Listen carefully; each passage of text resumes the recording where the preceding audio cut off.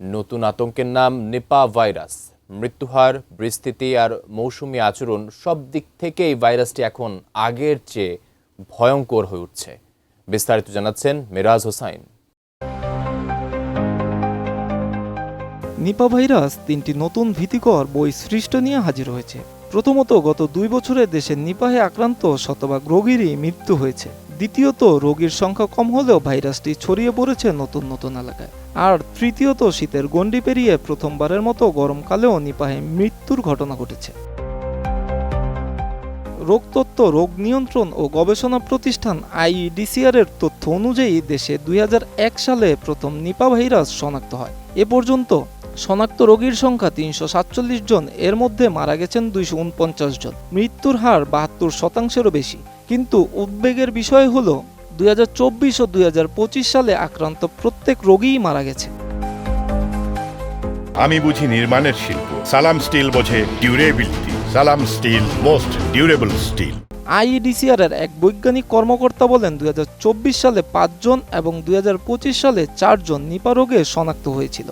দুঃখজনকভাবে সবাই মারা গেছেন। এর আগে কোনো বছরে শতভাগ মৃত্যু হয়নি। নিপা সাধারণত খেজুরের কাঁচা রসের মাধ্যমে শীতকালে ছড়ালেও গত বছর গরমেও একজনের মৃত্যু নতুন শঙ্কা তৈরি করেছে। ধারণা করা হচ্ছে বাদুড়ে খাওয়া ফল থেকে সংক্রমণ ঘটতে পারে। জনস্বাস্থ্যবিদদের মতে এখন দেখা যাচ্ছে খেজুরের রস ছাড়াও ফলের মাধ্যমে নিপা ছড়াচ্ছে।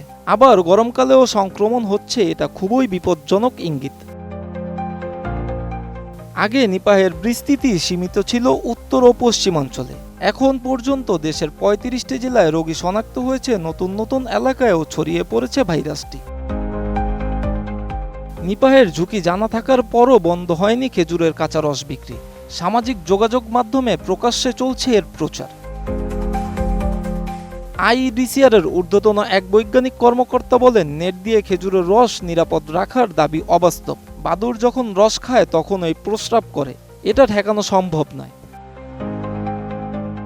বিশেষজ্ঞরা বলছেন, নিপা প্রতিরোধে খেজুরের কাঁচা রস পান ও বিক্রি বন্ধে কঠোর আইন জরুরি। স্বাস্থ্য মন্ত্রণালয় একমত হলেও কার্যকর উদ্যোগ এখনো চোখে পড়ছে না। নিপাহের এই নতুন রূপ জনস্বাস্থ্যের জন্য কতটা ভয়ঙ্কর হয়ে উঠতে পারে সেই প্রশ্ন এখন বড় হয়ে দেখা দিচ্ছে। এখনই ব্যবস্থা না নিলে নিপা আরও বড় বিপর্যয় ডেকে আনতে পারে। Miraj Hossain, ATN news.